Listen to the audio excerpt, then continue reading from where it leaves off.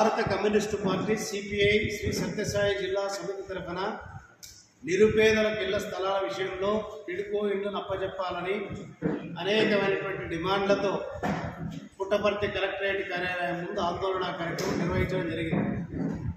ఈ ఆందోళన కార్యక్రమానికి ముఖ్య అతిథిగా విచ్చేసినటువంటి సిపిఐ రాష్ట్ర కార్యదర్శి రామకృష్ణ గారు ఈ కార్యక్రమంలో పాల్గొంటూ ఆ రోజే ఈనాడు పత్రికల్లో వచ్చినటువంటి కొన్ని కథనాలపైన ముదిగుబ్బ ఎంపీపీ పైన వచ్చినటువంటి కథనాలపైన ఆయన స్పందిస్తూ మాట్లాడాడు.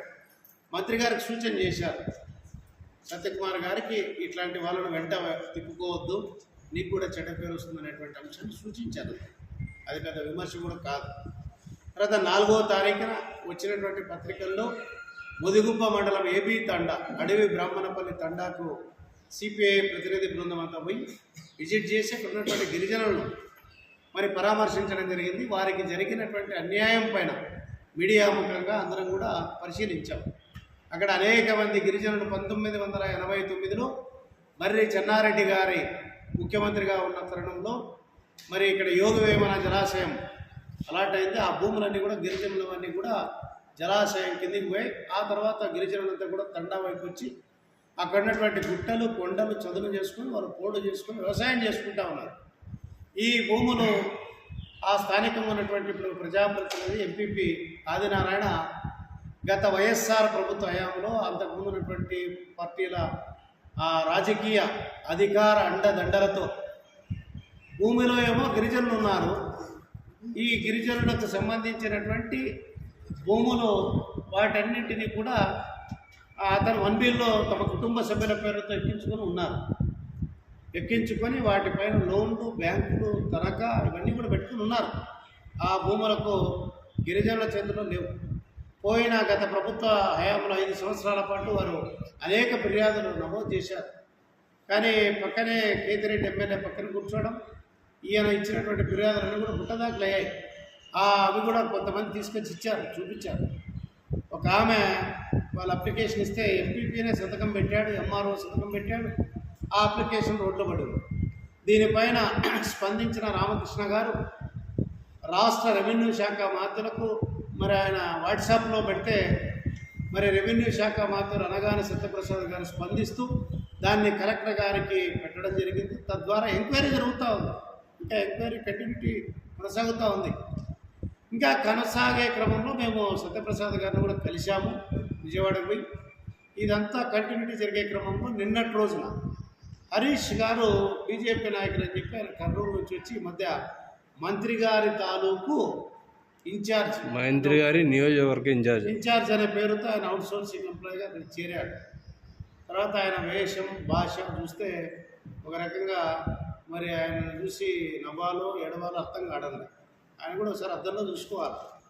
ప్రతి రాజకీయ పార్టీలో నాయకులకు వేషము భాష రెండు ముఖ్యమే. మరి ఇతనికి వేషము లేదు, భాష లేదు. కాబట్టి ఇతనికి మేము ఈ సందర్భంగా హెచ్చరించదలుచుకున్నాం, నీ వేషం మార్చుకొని భాష మార్చుకోమని కోరుతా ఉన్నాం. తర్వాత తగననికి ఏదేదో ధర్మవరం ప్రజల గురించి మాట్లాడుతున్నాం. నీకేం తెలుసు ధర్మవరం ప్రజల గురించి? ఇప్పుడే మన వాళ్ళు చెప్తా ఉన్నారు, ఇంకొక సమస్య వస్తూ ఉన్నాయి. ఆంధ్రజ్యోతి పత్రికలో నవంబర్ మాసంలో కొన్ని పత్రికల్లో వచ్చాయి. ఆ పత్రికల్లో ఏమంటే హెడ్రా కంపెనీ 100 కోట్ల రూపాయల కంపెనీ, వాటర్కి సంబంధించినటువంటి కంపెనీ తాడిమరిలో అది వర్క్ జరుగుతుంటే ఆ వర్క్ను ఆపడానికి పోయారు. ఇది ఆంధ్రజ్యోతి పత్రికలో రాశారు, మేము చెప్పడం కాదు. నవంబర్ మాసంలో ఆంధ్రజ్యోతి పత్రికలో వచ్చినటువంటి వ్యాసం ఆ నాయకుల పేర్లతో సహా రాశారు. మరి మీరు అధికారంలోకి వచ్చిన తర్వాత జరుగుతున్నటువంటి తంతే. గత వైఎస్ఆర్ ప్రభుత్వ హయాంలో కేతిరెడ్డి గారి యొక్క క్రషర్ ఇప్పుడు ఈ బీజేపీ ఎంపీపీ ఆధ్వర్యంలో నడుస్తూ ఉంది. దాని కమిషన్ అని మీకు నెలసరికి మీకు చేత గుంతా ఉన్నాం. ఈ రకంగా చెప్పుకుంటా పోతే ఇప్పుడే మన మధు కూడా కొన్ని పాయింట్స్ చెప్తాడు. ఈ రకంగా పోతూ ఉంటే ముందుకు ఇవన్నీ వస్తూ ఉన్నాయి.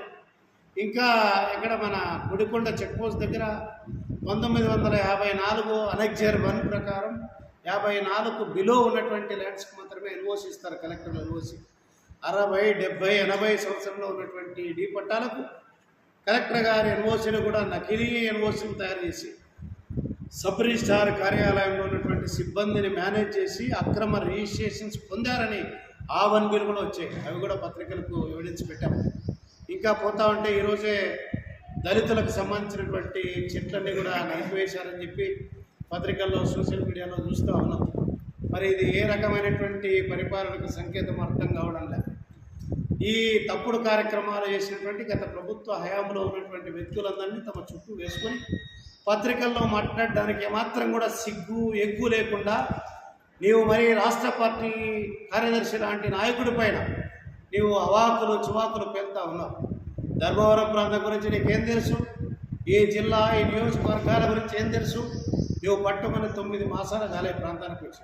అందుకే మంత్రి గారికి కూడా ఈ విషయాలన్నీ తెలియవు కాబట్టే మేము అన్ని ఎవిడెన్స్తో సహా తెలియజెప్పాలని అనుకుంటా ఉన్నాం. కానీ ఆయన అనుయుల పేర్లతో కొంతమంది చేరి ఈ సమస్యలను జటిలం చేసుకుంటూ ప్రజలపైన భారంగా ముందుకు పోతూ ఉన్నారు. అక్కడ ఉన్నటువంటి ఓట్లను పొందినటువంటి హ్యాండ్లూమ్స్ వర్కర్స్ను పూర్తిగా రోడ్డును పడేశారు. 40,000 ఓట్లను మరి వాళ్ళందరూ కూడా సత్యకుమార్ గారికి బ్యాక్వర్డ్ కమ్యూనిటీ అని చెప్పి ఆయన ఓటు పోటీ చేశారు. తద్వారా నేను గెలుపొందామని కూడా నేను నమ్ముతా ఉన్నాను. కానీ ఈరోజు 30-40 మంది ఎలక్ట్రిక్ మగ్గాలు ఉన్నటువంటి వాళ్ళు, జెట్ మగ్గాలు ఉన్నటువంటి వాళ్ళను మీ పక్కన తిరుగుతూ ఉన్నారు. దానికి నిలువెత్తున సాక్ష్యం అందరూ కూడా ధర్మవరంలో ఫ్లెక్సీలు వేస్తూ ఉన్నారు. ఎవరో ఈ ఉన్నత వర్గం 40,000 మందిని పక్కన పెడతా ఉన్నారు. కాబట్టి మీరు ఏ రకమైనటువంటి ప్రజల తరఫున నిలబడతా ఉన్నారో అర్థమవుతూ ఉంది. ఇంకా చాలా పుంఖానుగా మీ అంశాలన్నీ వస్తూ ఉన్నాయి. సత్యసాయి జిల్లాలో మీరు మరి ఏ రకమైన పరిపాలన అందించాలనుకున్నారో మాకు అర్థం కావడం లేదు. కాబట్టి ఇట్లాంటి దౌర్జన్యాలు